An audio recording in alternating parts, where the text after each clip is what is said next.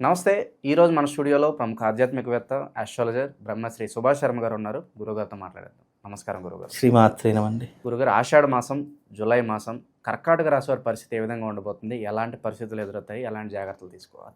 తప్పకుండా తెలియజేస్తానండి. ముందుగా ప్రేక్షకులందరికీ శ్రీమాత్రే నమః, శ్రీ గురుభ్యో నమః.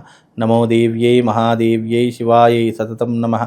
నమ ప్రకృత్యై భద్రాయై నిహతాం ప్రణతాస్మిత. కర్కాటక రాశివారు. కర్కాటక రాశి వారికి అధిపతి నాగదేవత, నాగేంద్రుడు. వీళ్ళ యొక్క జీవితం ఎలా ఉంటుంది అని అంటే కనుక సవ్యంగా ఏది ఉండదు. అన్నీ ఒడిదుడుకులే, అన్నీ ఇబ్బందులే. ఈ కర్కాటక రాశి వారికి అధిపతి కూడా చంద్రుడు అవుతూ ఉంటాడు, రాష్ట్రాధిపతి. కనుక వీళ్ళ జీవితంలో ఎలా ఉంటుంది అంటే కనుక వీళ్ళ యొక్క స్వభావం సున్నితంగా ఉంటూ ఉంటుంది. ప్రతి ఒక్క అంశం సున్నితంగా ఉంటుంది. అలాగే కర్కాటక రాశిలో పుట్టినటువంటి వాళ్ళు తల్లి చాటు బిడ్డలు అని చెప్పుకోవచ్చు. ఎక్కువగా ఏ కష్టమైనా, ఏ నష్టమైనా, సుఖమైనా, దుఃఖమైనా తల్లితోనే ఎక్కువగా షేర్ చేసుకునేటటువంటి వాళ్ళు ఈ యొక్క కర్కాటక రాశి వారు ఒకరు అని చెప్పుకోవచ్చు. అలాగే కర్కాటక రాశిలో ఎవరైతే జన్మించినటువంటి వాళ్ళు ఉంటారో వాళ్ళు చాలా అందంగా ఉంటూ ఉంటారు. అంటే చూడ్డానికి ఆకర్షణీయంగా ఉంటారు. స్త్రీలైనా సరే, పురుషులైనా సరే. పురుషులలో కూడా ఆకర్షణీయతత్వం కలిగినటువంటి వాళ్ళు కర్కాటక రాశి వారు ఎక్కువగా ఉంటూ ఉంటారు. అలాగే ఈ కర్కాటక రాశి జాతకంలో పుట్టినటువంటి వారికి ప్రేమ, అభిమానాలు చాలా ఎక్కువగా ఉంటూ ఉంటాయి. ఎవరైనా తిడదామన్నా, లేదంటే ఇంకో ఏదైనా మాట అందామనుకున్నా 1కి 10 సార్లు ఆలోచించి మాటను అనేటటువంటి స్వభావం కలిగినటువంటి వారిలో ఈ కర్కాటక రాశి వారు ఒకరు అని చెప్పుకోవచ్చు. కర్కాటక రాశిలో జన్మించినటువంటి వారికి జీవితంలో 3 సమస్యలు: ఆర్థిక పరంగా, వైవాహిక జీవిత పరంగా, మూడవది హెల్త్ పరంగా. ఈ 3 హెల్త్ ప్లస్ వెల్త్ అంటే కెరియర్, ఈ 3 పరంగా కూడా ఒడిదుడుకులు ఎదుర్కొనేటటువంటి వాళ్ళు కర్కాటక రాశి వారు ఒకరు. వీళ్ళు చాలా మటుకు 10 మందికి సహాయం చేసేటటువంటి గుణం కలిగినటువంటి వారు, మంచి మర్యాదగా తెలిసినటువంటి వారు, అన్ని రకాలుగా ఒక వ్యక్తిత్వం కలిగినటువంటి వారిలో ఈ కర్కాటక రాశి వారు ఒకరు అని చెప్పవచ్చు. కానీ పూర్వజన్మ సుకృతం చేతనో, స్వయంకృత అపరాధం చేతనో వీళ్ళ జీవితంలో కొన్ని ఇలాంటి 3 సమస్యలతో నిరంతరం పోరాడుతూనే ఉంటూ ఉంటారు. ఎక్కువగా కర్కాటక రాశిలో జన్మించినటువంటి జాతకులకు భార్యతో కానీ, లేదా ఆడవాళ్లకు భర్తతో కానీ పరస్పరమైనటువంటి వైరం ఏర్పడము, పెళ్ళైనటువంటి కొద్ది రోజులకే విడిపోవడము, ఇలాంటి సమస్యలు ఎక్కువ శాతం కర్కాటక రాశి వారి యొక్క జీవితంలోనే ఎక్కువగా ఉంటూ ఉంటాయి. తల్లిదండ్రులతో సరిగ్గా పడకపోవడము, వేరే దూరంగా ఉండడము, వీళ్ళ జీవితంలో ఎలా ఉంటుందంటే కంజెస్టెడ్ అయినటువంటి జీవితం. వీళ్ళ జీవితం చాలా రహస్యంగా ఉండాలి అని దాచుకునేటటువంటి వాళ్ళు ఈ కర్కాటక రాశి వారు ఒకరు. వీళ్ళు అన్ని విషయాలు అందరితో షేర్ చేసుకోవాలి. కొంతమంది ఉంటారు ప్రతి ఒక్క చిన్న విషయం 10 మందితో షేర్ చేసుకోవాలి, నా ఫ్రెండ్స్తో షేర్ చేసుకోవాలి, నా ఫ్యామిలీతో షేర్ చేసుకోవాలి. కానీ కర్కాటక రాశి జాతకంలో పుట్టినటువంటి వారు తన పర్సనల్ విషయాలు కానీ, తన ప్రొఫెషనల్ విషయాలు కానీ ఎవరితో షేర్ చేసుకోలేరు. ఒకవేళ చేసుకుంటే ఏమైపోతుందో, ఏం అవహేళన చేస్తారో, ఏమి ఎక్కిరిస్తారో అని చెప్పేసి వాళ్ళు చాలా మట్టుకు జాగ్రత్తగా ఉంటూ ఉంటారు. జీవితంలో వీళ్ళు ఎప్పుడూ కూడా చలోక్తిగా ఉంటూ ఉంటారు. చలోక్తి అని అంటే కనుక ఎప్పుడు నవ్వుతూ ఉంటూ ఉంటారు, ఎదుటి వారిని ఆకర్షించేటటువంటి విధంగా ఉంటారు. పనిలో మాత్రము శ్రద్ధ కలిగినటువంటి వాళ్ళు కర్కాటక రాశి వారు ఒకరు. ఏ పనినైనా కూడా అవలీలగా చేసేటటువంటి వారు. సాఫ్ట్వేర్ రంగంలో కావచ్చు, ప్రభుత్వ రంగంలో కావచ్చు, ప్రైవేట్ రంగంలో కావచ్చు, ఏ రంగంలో ఉన్న వారైనా సరే వీళ్ళు పని అనేటటువంటిది ఒప్పుకుంటే తప్పకుండా దానికి న్యాయం చేసేటటువంటి వారిలో ఈ కర్కాటక రాశి వారు ఒకరు.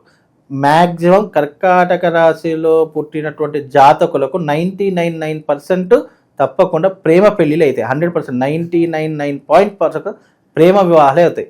1% పెద్దలు కుదిరించిన వివాహాలు జరుగుతాయి తప్పకుండా వీళ్ళ జీవితంలో ఇష్టపడి పెళ్లి చేసుకునేటటువంటి అవకాశాలు ఎక్కువగా ఉంటాయి. ఒకవేళ గనక వీళ్ళు భయపడో, బాధపడో, ఇష్టమైనటువంటి వాళ్ళ అంటే కుటుంబానికి దగ్గరగా ఉన్నటువంటి వాళ్ళు కుటుంబం మీద భయంతో వీళ్ళు కొన్ని ప్రేమ వాళ్ళు విఫలమైనటువంటి ఉంటాయే తప్ప మనసులో మాత్రం అదే ప్రేమ ఉంటుంటుంది. మ్యాక్సిమం ప్రేమ పెళ్ళిలే ఈ కర్కాటక రాశిలో పుట్టినటువంటి వారికి. కాబట్టి ఈ రకమైనటువంటి వ్యవహారం వీళ్ళ జీవితంలో ఉంటుంది. అలాగే ఈ మాసంలో కనుక చూసుకుంటే కర్కాటక రాశి వారికి అద్భుతమైనటువంటి ఫలితాలే ఉన్నాయి. ఎలాంటి ఇబ్బందులు అయితే ఏమీ కనిపించట్లేదు.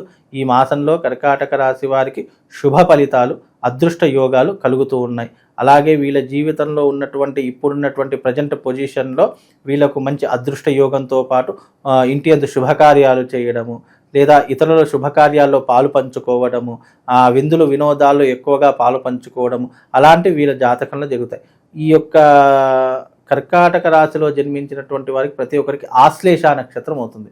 కాబట్టి ఆశ్లేష నక్షత్రం కర్కాటక రాశి అయి ఉంటే గనక మీ జీవితంలో తప్పకుండా ఆశ్లేష బలి ప్రదానాన్ని చేయించుకోండి. తద్వారా మీ జీవితంలో ఉన్నటువంటి ఒడిదుడుకులన్నీ దూరమైపోతాయి.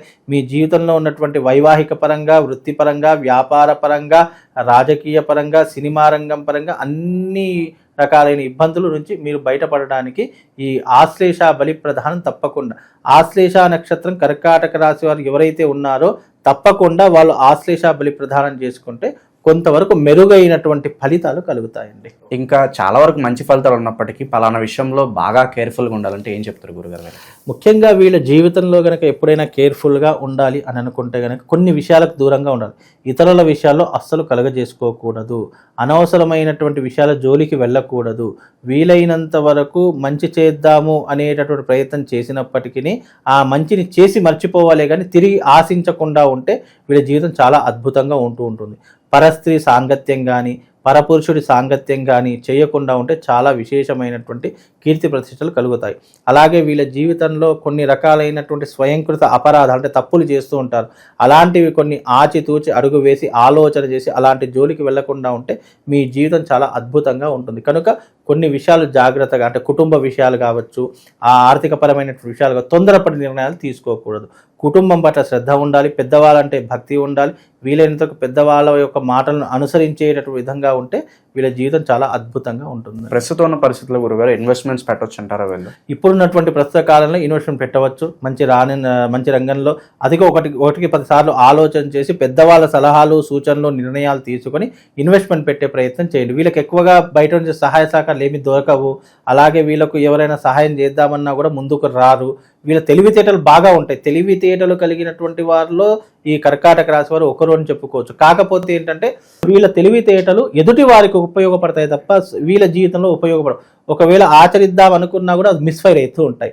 అందుకే వీళ్ళు సలహాలు, సూచనదారులు అంటే ఒక మంత్రిలాగా పనిచేస్తారే తప్ప వీళ్ళ జీవితంలో సొంతంగా ఏదైనా చేద్దామంటే చాలా కష్టంగా అయిపోతుంది.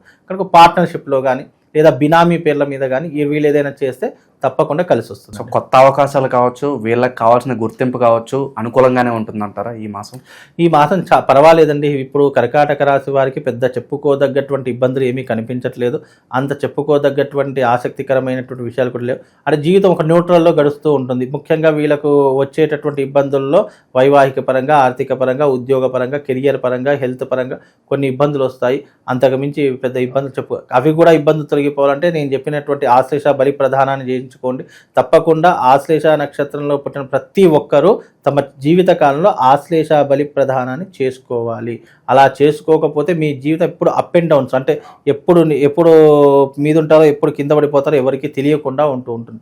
కనుక మీ జీవితం ఎప్పుడు పై స్థానంలో ఉండాలంటే ఆశ్లేష బలి ప్రధానం చేసుకుంటే అదొక్కటే అండి వీళ్ళకు రెమెడీ, పరిష్కారం. ఇంకా ఇంతకు మించి వీళ్ళు ఏం చేసినా కూడా వీళ్ళకి కొన్ని ఇబ్బందులే ఎదురవుతూ ఉంటాయండి. విశేషంగా ఆషాఢ మాసంలో ప్రత్యేకంగా ఎలాంటి దైవారాధన చేసుకుంటే బాగుంటుంది అంటారు గురు? ముఖ్యంగా వీళ్ళ జీవితంలో ఏదైనా దైవారాధన చేసుకోవాలి అని అనుకుంటే గనక వీళ్ళు దుర్గాదేవి అమ్మవారిని ఆరాధించడం లేదా సుబ్రహ్మణ్య స్వామిని ఆరాధించడం చేసుకోవాలి. విశేషంగా సుబ్రహ్మణ్య స్వామిని అయితే మంగళవారం, దుర్గాదేవిని అయితే శుక్రవారం ఆరాధన చేసుకోవాలి. రాహుకాల సమయంలో వీళ్ళు అమ్మవారి యొక్క ఆలయంలో ప్రతిరోజు సాయంత్రం 4 గంటలకు ఈ యొక్క దీపాలు అంటే ఈ నిమ్మకాయ దీపాలు ఉంటాయి కదా, ఆ నిమ్మకాయ రసాన్ని అంతటిని పిండేసేసి దాన్ని ఒక డొప్పలాగా చేసుకుని అందులో నిమ్మకాయ దీపాన్ని అమ్మవారి ముందర వెలిగించడం వల్ల వీళ్ళ జీవితంలో కొన్ని ఒడిదుడుకులు దూరం అయిపోతూ ఉంటాయి. అలాగే సుబ్రహ్మణ్య స్వామిని ఆరాధించడం వల్ల వీళ్ళకు ఉన్నటువంటి వ్యతిరేకతలు కానీ, నెగిటివ్ ఇంపాక్ట్ కానీ అంతా కూడా దూరం అయిపోయేటటువంటి అవకాశం ఉంటుంది. ఏదైనా రంగంలో రాణించాలన్నా, స్థిరత్వం ఏర్పడాలన్నా ఈ 2 ఉపాసనలు ఏదో ఒక ఉపాసన ఎంచుకొని మీరు అమ్మవారి యొక్క ఆరాధన, సుబ్రహ్మణ్య స్వామి యొక్క ఆరాధన ఏదో ఒకటి చేసుకోవడం వల్ల వీళ్ళకి శుభం లాభం కలుగుతుంది. సో ఓవరాల్గా ఈ మాసం అంతా ఈ రాశి వాళ్ళకి ఏ విధంగా ఉండబోతుంది అద్భుతంగా వివరించారు. ధన్యవాదాలు గురు.